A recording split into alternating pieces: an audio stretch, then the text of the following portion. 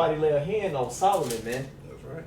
This is a future prophecy, you know, that was talking about Yahweh Shah, the Messiah that was to come, man. I have a precept for you, bro. This is Luke 20 and 42. And David himself said in the book of Psalms, Yahweh said unto my Lord, sit thou on my right hand till I make thy enemies thy footstool. David therefore calleth him Lord. How is he then his son? You dig what I'm saying? So how is he calling Saul his Lord, man? That clearly it tells you, if whoever has ears let him hear, that's talking about Yahweh Shah, bro. He prophesied that in the spirit, man, that the Most High gave him. Mm-hmm. He prophesied that was going to be Yahweh Shah coming back. Yep. Why? Because as Solomon, Yahweh Shah brought in all the wisdom and knowledge, and then as Yahweh Shah, he came and just complete everything. So in every different incarnation that Yahweh Shah came in, he brought something to the earth. Yep. Okay? Is that it on that? That's it on that. Yeah, and I believe that was the last question that the Lord asked them. And they stomped them, the Pharisees in. They was like, man, fuck, they was through after that. They couldn't get it. You know, but whoever has spiritual ears, they gonna hear that, man. Like alluding back to what the brother read in 2 Samuel. He if he goes off, he said he was gonna chastise him. But like I said, Solomon never got that chastisement. Solomon just he died, man. All right, if somebody get actually back that up, Hebrews 7:27. What you said you had something? Kind of, I had one.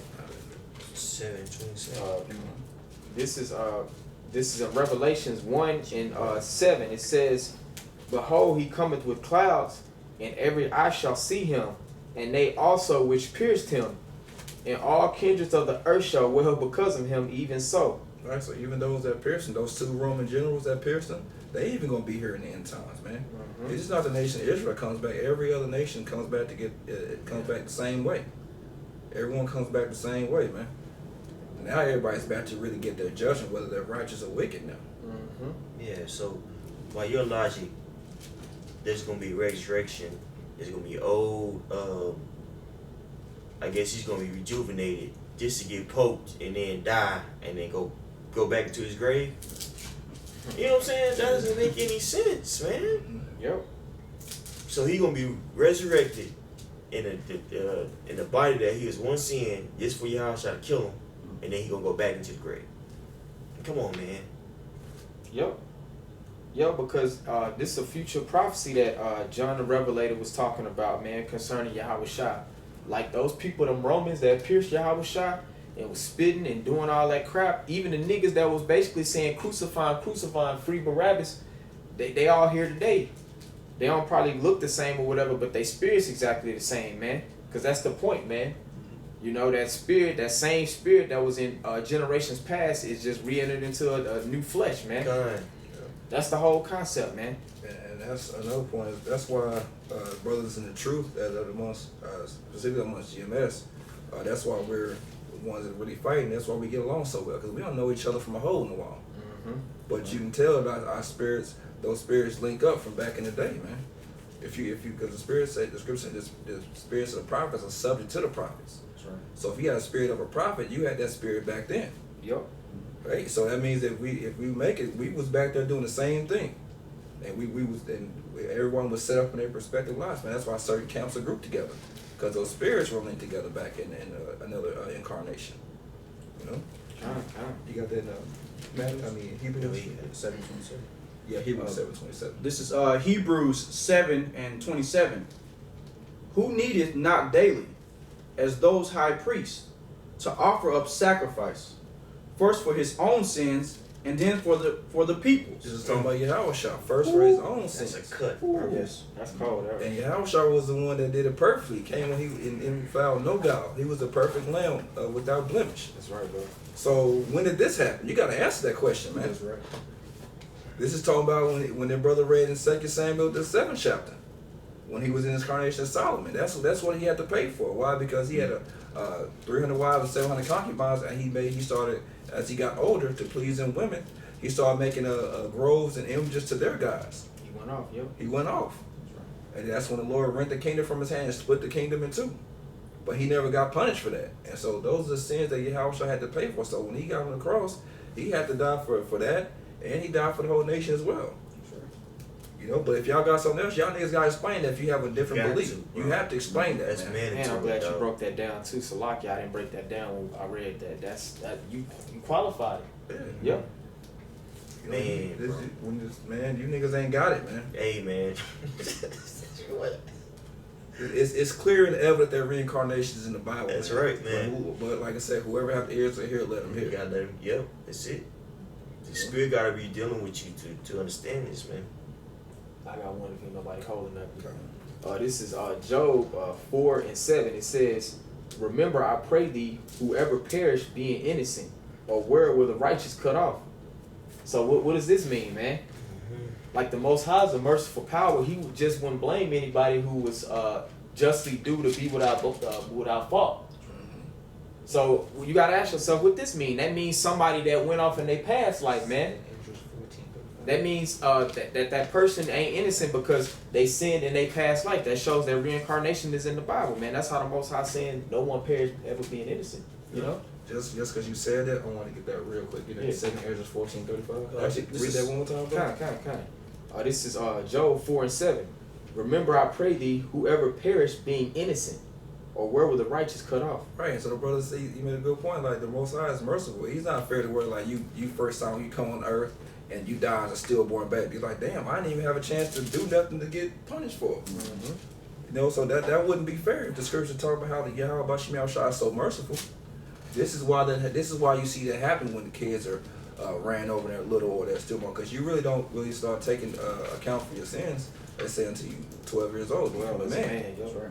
But what about those stillborn babies and those other kids that get killed and get kidnapped and all that stuff? This is why. Read that, brother. So 2 Ezra 14 and 35.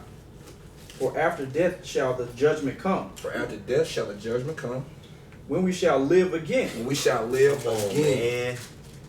And then shall the names of the righteous be manifest. And then, go ahead. Good.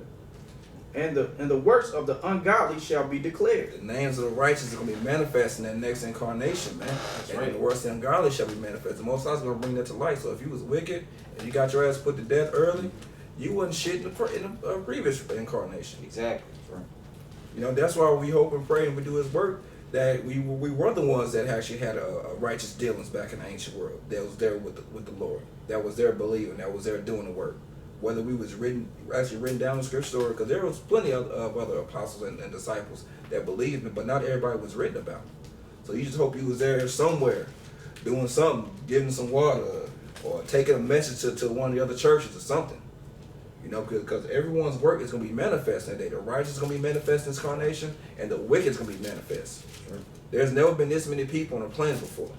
And so everybody's going to get their judgment and their reward, whether it be wicked or whether it was righteous. I got one. Okay. Yeah, I was looking for this earlier. I found it. This is 1 Corinthians 15 and 45. It says, "And so it is written, the first man Adam was made a living soul. The last Adam was made a quickening spirit." Right. So you gotta address who that's talking about, man. You know, I'm gonna actually read that again. You kind of read it. 1 Corinthians 15 and 45. "And so it is written, the first man Adam was made a living soul, and the last Adam was made a quickening spirit." Right. And So yeah, you got it, brother. now the first Adam was talking about the actual Adam, and the last Adam was talking about Yahweh Shai. That's right. Because as Adam, he brought in the knowledge of what? Wickedness and righteousness. Okay? When they got kicked out of the Garden of Eden. So that's when that was introduced, when he followed that woman. Following the doctrine of that serpent, going into the other philosophies. In depth, man. So in that carnation, that's what Yahweh Shai brought in, man. So he brought in the fleshly part, and now he's a quickening spirit. So he's bringing in that spiritual aspect now. Bringing life, because Adam, his transgression following behind his woman, that was known as like the fall of man, some people Yeah. say. But Yahweh Shai was that restoration of our nation, you know what I'm saying, through the spirit. That's why it talk about it quickening. When you quicken something, that means to make alive. Yeah. You know what I'm saying? That's how we live, because we broke the old, contract that we had with the Most High. So now that it's through Yahweh Shai, you know, through the sacrifice that he made, we're able to live again. Right. That's why he is pretty much 360 degrees of knowledge and wisdom and understanding. Complete. Death was introduced at that time. Yep. If Howard tried to bring back that light, that's why the scriptures call him the Alpha and Omega, the beginning and the end. He went through it all. Yep. All of it. As Solomon, as Isaac, you know. But, you know, that's... Melchizedek. Yeah. Melchizedek. Yep. He came in those different incarnations, man, bringing something different every time. Yep. Because it's all on Yahweh Shah. The Most High entrusted everything into him. The heavens and the earth, man. Yahweh Shah created everything through the blueprint that Yahweh gave to him, man. That's right. You know? I have a quick one for you. This is Daniel 12 and 13.